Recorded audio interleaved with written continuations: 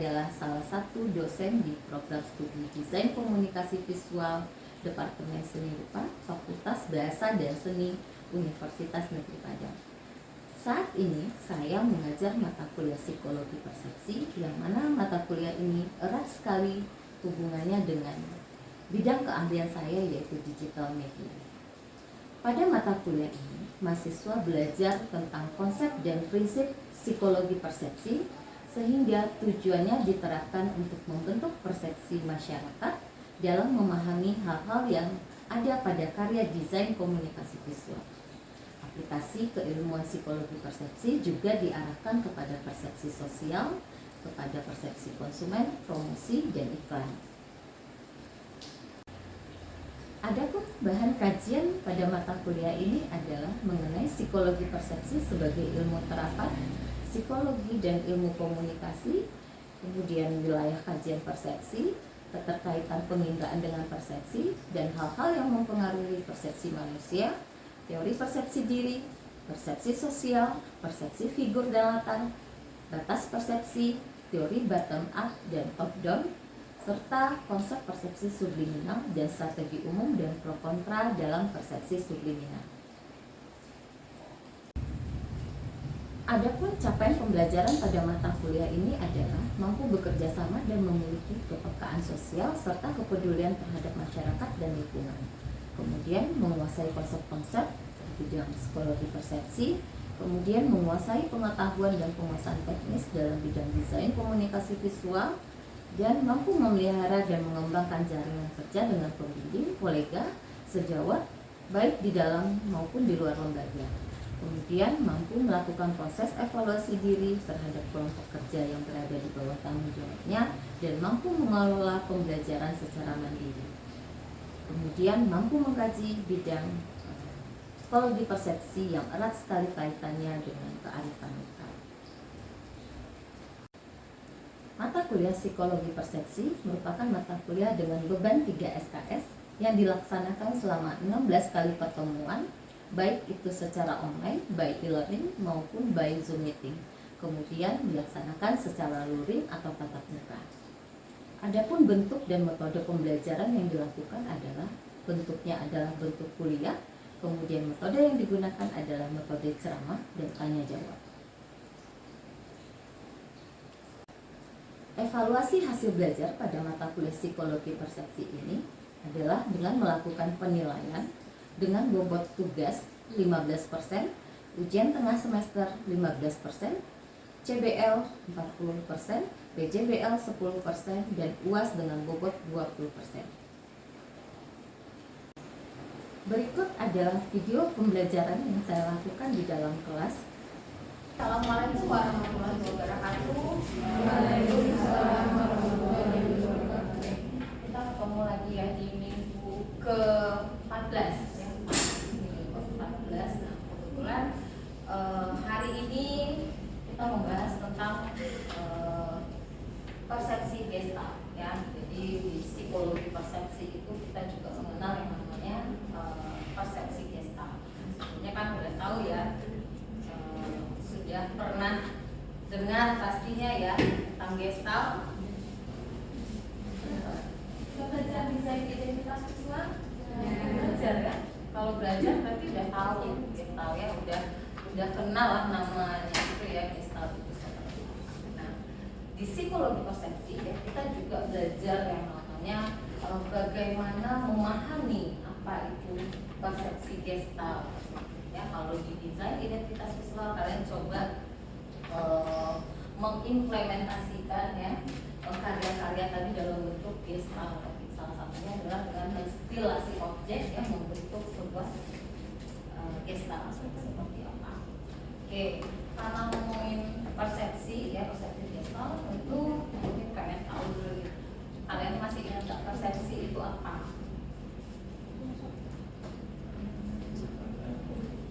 Sudut Anda, apalagi perbedaan suatu pemikiran ya, bagaimana kita memahami sesuatu ya, objek ya, itu dia. Jadi harus diingat dulu maknanya apa dulu sebelum sampai ke gestal itu sendiri. Ya. Nah, kemudian persepsi sudah kita ketahui ya, adalah pemahaman kita, ya bagaimana kita memberi makna terhadap sebuah objek ya berdasarkan stimulus ya, stimulus yang terjadi ya pada indera-indera kita ya, yang berdasarkan dari teman ya, atau pengetahuan yang pernah ada ya, sehingga kita mampu mempersepsi.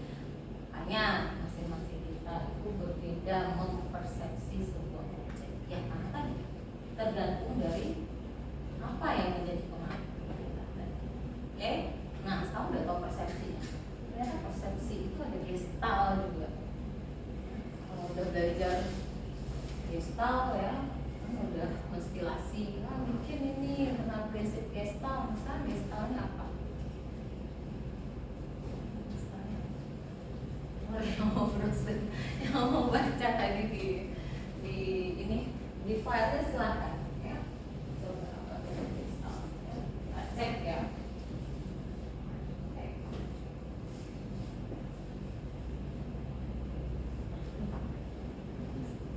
Gestalt adalah sebuah teori yang menjelaskan proses persepsi melalui pengorganisasian suatu komponen yang memiliki hubungan pola dan juga pemiripan yang satu menjadi satu kesatu.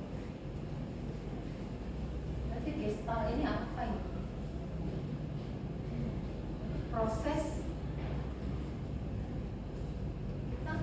mempersepsi sesuatu, tapi berdasarkan apa? Berdasarkan pengelompokan ya, organisasian ya. Karena apa yang kita lihat dalam sebuah kelompok itu ya, sehingga kita bisa memaknai ya, dari satu komponen ke komponen yang lain ya, sehingga akhirnya terorganisasi tadi ya, langsung kita mempersepsi, oh itu adalah A, itu adalah B dan C dari apa-apa yang ada di sekitar. Gimana? Coba paham ya, yuk itu organisasi komponen-komponen yang ada di sekitar. Bayangkan apa yang kalian lakukan dengan membuat logo memakai prinsip gestal. Gestal juga banyak ya enggak? Oke, sampai situ dulu. Paham ya, sampai sana dulu ya.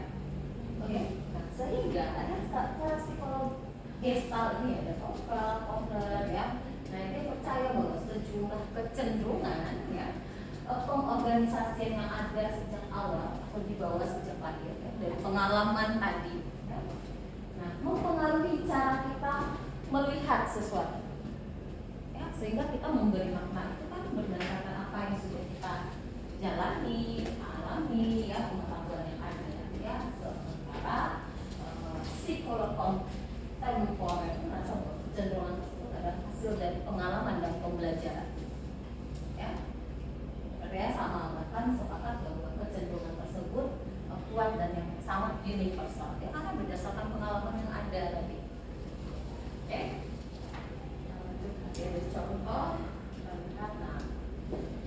Kalau sudah tahu yang namanya pengertian gestal ya, persepsi gestal, nah ini kita singgung dengan prinsip gestal. Prinsip gestal ada apa aja? Proximity ya, berdasarkan figur dan kata ya. Jadi kecenderungan pengorganisasian tadi ya, pengelompokan tadi ya, berdasarkan pada yang namanya prinsip-prinsip gestal. Ada apa aja tadi?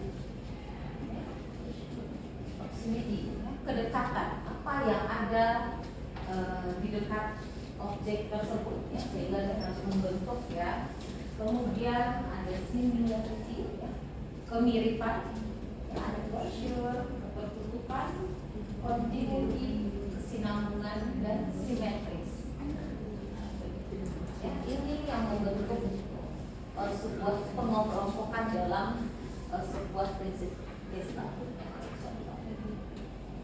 Saya kira ini menerapkan prinsip Gestalt, ya, pengelompokan tadi tidak. Kenapa? Ada apa di sini? Objeknya apa aja? Vas dan dua wajah, ya, di pinggirnya, ya. Ini menggambarkan bahwa organisasi ini dilakukan oleh figur dan latar, ya. Figur dan backgroundnya, ya, ada sosok latarnya dan ada sosok figurnya utamanya. Kalau salah satunya saja bisa nggak kita mengatakan itu ada vas, mengatakan itu ada wajah? Bisa nggak? Nah, kalau pasnya ditaruh untuk pas gitu aja tanpa adanya latar wajah, kita katakan dia vas. Hilang ya, sama aja deh putih semuanya. Atau sebalik, kalau pas tadi ya, tiga wajah tadi, bisa katakan kita katakan dia dua wajah tadi. Karena dia tidak membentuk mengelompokkan, dia berdasarkan prinsip-prinsip Gestalt. Oke. Sekarang bagaimana mengaplikasikan prinsip pengorganisasian tersebut, ya? Nah, ini dibaca aja lah ya. Fenomena alam merupakan referensi dasar dari sebuah konsep desainnya, sejalan dengan prinsip Gestalt yang merupakan bagian dari persepsi visual, ya. Kalau apapun yang tampak dalam cara kita memandang sesuatu menggunakan prinsip Gestalt, nah itu merupakan salah satu bentuk persepsi visual, ya. Nah, jadi kita memaknainya seperti itu.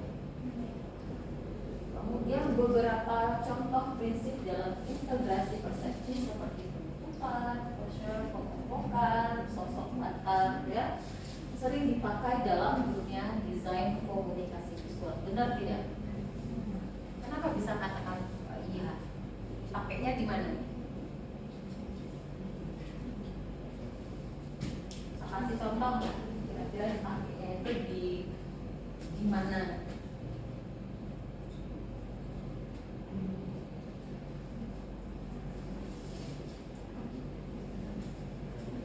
Karya desain apa itu contohnya? Poster, ya. Pernah lihat poster yang memakai prinsip Gestalt tadi, ya, menggunakan persepsi Gestalt tadi? Nah, yakin? Apalagi yang paling gampang aja gitu, paling gampangnya apa? Logo, ya. Rata-rata paling gampang tuh bikin logo itu ya pakai namanya prinsip Gestalt, ya, sehingga orang mampu mempersepsi secara Gestalt tadi. Ya enggak? Sudah dilakukan? Sudah. Ya. Sudah, ya kan? Oke, apa lagi? Tanya. Ini logo. Oke. Ini produk, ya. Produk di atas itu produk. Pokoknya iklan, ya, iklan. Kemudian yang di bawah itu logo. Ini menggunakan persepsi Gestalt, ya.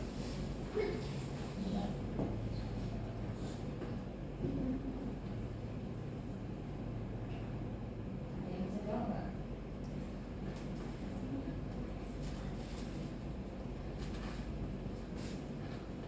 Kenapa? Iya. Kenapa bisa mengatakan iya? Karena pakai prinsip closure. Penutupan. Apa aja yang ditutup? Bagian dari hurufnya, mereknya, ya.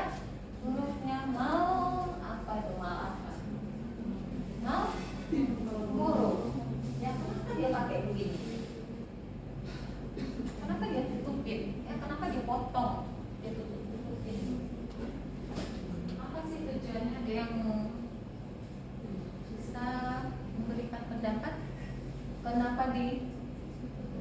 dilakukan penutupan merek.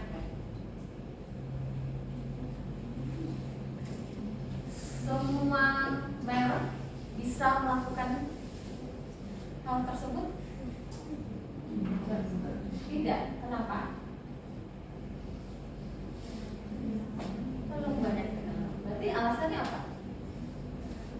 Karena sudah terkenal, dia pengen tahu ya pendapat masyarakat itu ilmunya, bagaimana masyarakat mempersepsi apa produknya ini benar-benar dikenal atau enggak.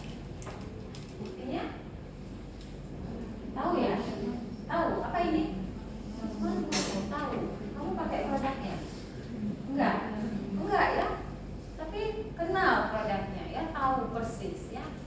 Padahal marah. Tapi tahu gitu. Tahunya dari mana? Karena sudah biasa kali ya di lingkungan kita dulu rokok mereknya ini aja ya, seberapa ya. Ya, bawa pengalaman lagi orang tuanya rokoknya ini, entar disuruh beli terus ya, kamu beli gitu ya. Jadi kenal jadinya ya, sampai saat sekarang kita kenal mereknya seperti itu, walaupun kita bukan penggunanya ya.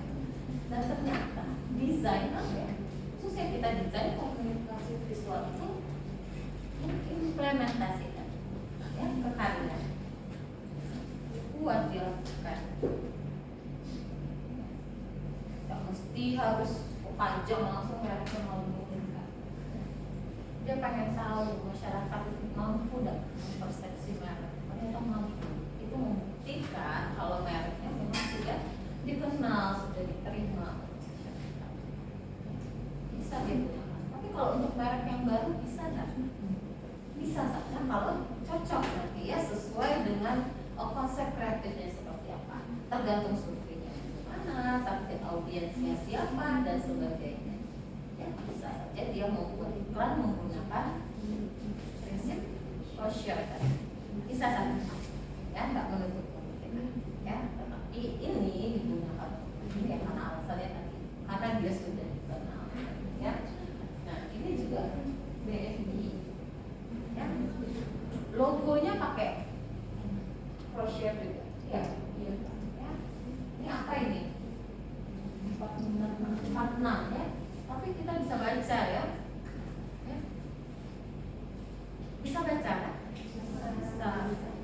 Karena targetnya ya, orang yang kelas dari banknya itu kan kelas ya. Siapa? Bisa baca. Ya, kalau orang di bawah itu yang nggak tahu kita bisa baca ya. Oke, ini juga ini pakai social juga ya, nggak ada pakai cookie-nya soalnya. Ini dari huruf C tadi ya, membaca aja ya, kita gampang sekali bacanya. Next. Oke, ini penjelasannya ya, prinsip pengelompokan informasi ya, memungkinkan konten untuk mengevaluasi karya ya, berdasarkan atribut yang berbeda ya, sesuai dengan psikologi konsep yang dimiliki ya. Ada 3 prinsip grouping untuk mengelompokkan stimulus tadi ya, ada kecepatan, proximity ya, kesamaan dan kesinambungan ya. Kalau tidak ada yang 3 tadi itu tidak, pertama tentu tidak akan estetis secara ya. Ini kalau dia berkesinambungan ya. Kemudian ini kalau di iklan ya, ini juga pengelompokan ya. Lihat kalau di iklan seperti ya, ada groupingnya, ini nggak ada groupingnya. Ini satu iklan yang sama. Enggak ya? Tahu dari mana? Yang walaupun tidak jelas ya sebenarnya. Ya. Karena momen yang ada di gambar ini, di foto ini ya momen-momen kain ya, atau kereta atau apa gitu ya. Tapi dia punya kesamaan ya, masing-masing gambarnya itu dia punya kesamaan. Oke, dia ini bagian dari pembukaan juga. Jadi present similarity ya, menunjukkan bahwa objek yang sama akan terlihat secara bersama seperti untuk grouping ya. Bukan lewat bentuk, warna, arah maupun ukur. 1800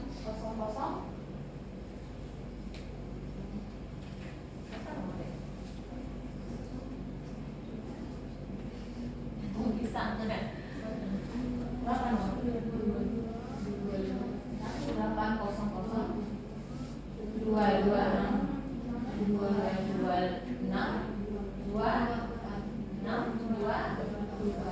4. Paham ya? Ngerti? Bisa dibaca. Ya walaupun kurang jelas ya, tapi tahu ini adalah sambungan dari angka 1 bahkan 00. Ya, padahal gambarnya apa? Bisa. Ya. Kenapa kita bisa menjadikannya nomor? Kenapa?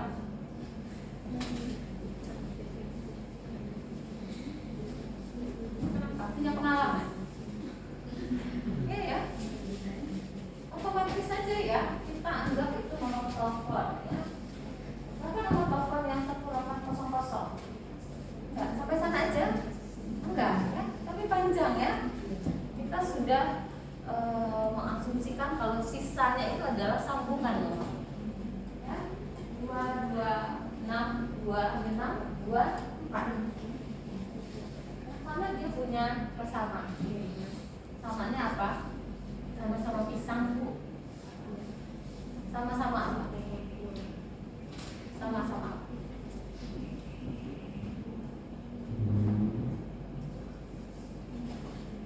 Ada yang bisa jawab? Apa kesamaan?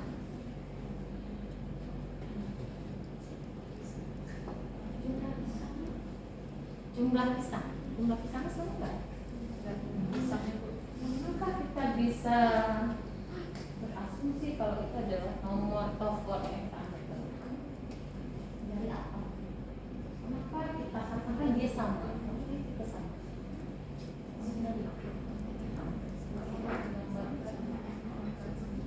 Sama angka sebelumnya, pisangnya itu bisa kita hitung ya. Jadi dia bertindak sebagai angka di sana. Ya. Tapi kalau coba yang lain ya belum tentu ya.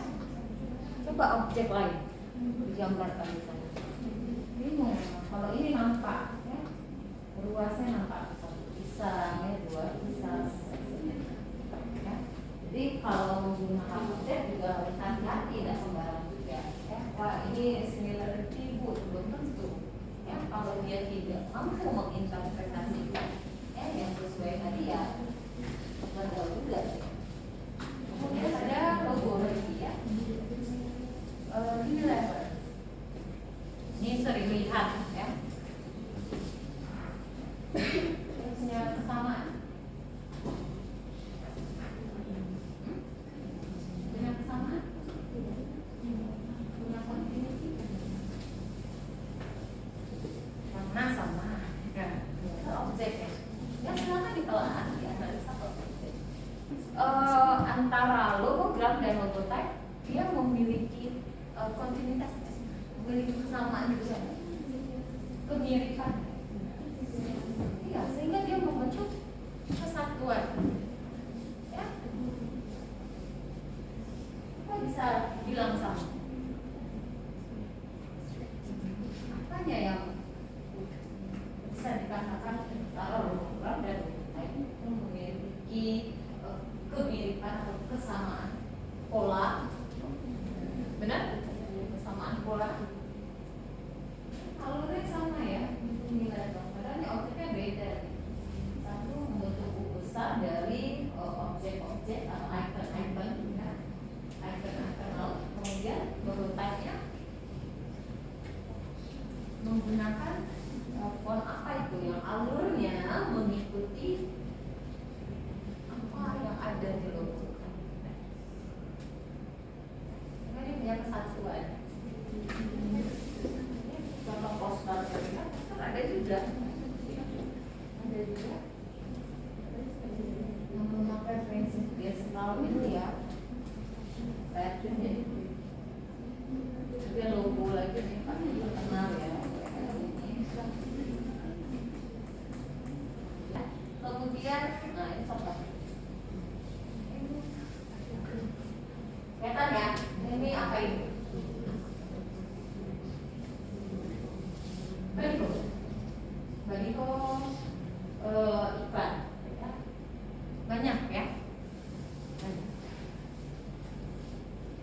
Kira-kira kalian mampu fokus nggak melihat ini di jalan? Kenapa?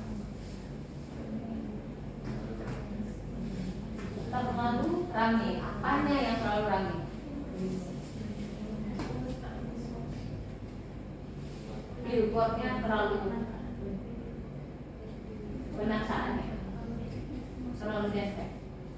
Antara billboard satu dan yang lainnya terlalu dekat dan terlalu banyak, ya. Sehingga target audiens tidak mampu melihat dengan ganggu kan? Tapi ambang batas kita gimana? Tak sampai segini harusnya, ya. Tak boleh seperti ini.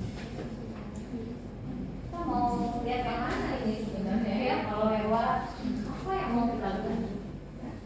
Dari segi per masing-masing produk aja kita nggak tahu lagi tuh, ya, mau lihatnya yang mana, produk yang mana nih yang mau kita lihat, ya, sudah tergantung. Apalagi sudah sampai ke detailnya, ya, ngomongin informasi per billboard, ya, paham lagi, saya nggak lihat lagi, pusing, ya, juga banget, jadi harus diperhatikan, ya, untuk berdebat, ya. Ini billboardnya bagusnya dipajangnya di mana, ya, kemudian ada yang akan noise lain mengganggu enggak, ya, harus dipertimbangkan. Ini sama enggak atau beda aja?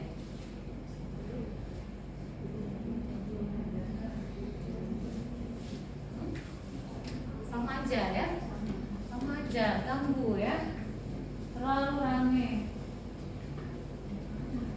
Ditanya lihat nggak iklan Telkomsel di sana, nggak tahu lagi kita, ya, karena sudah mengganggu ambang batas penerimaan sensasi, ya, yaitu penglihatan. Itu baru ambang batas penglihatan, belum yang lain. Jadi sampah visual, ya. Jadi ambang batas absolut supaya diartikan sebagai tingkat terendah di mana seseorang dapat mengalami sensasi. Ya. Oke. Udah sampai sini cukup atau ada pertanyaan? Cukup pusing. Ada pertanyaan? Enggak? Kalau tidak, kita cukupkan, ya, hari ini. Hari ini insya Allah kita ketemu minggu depan, ya. Harusnya presentasi, ya. Demikian video pembelajaran dan deskripsi mata kuliah psikologi persepsi. Semoga bermanfaat. Assalamualaikum warahmatullahi wabarakatuh.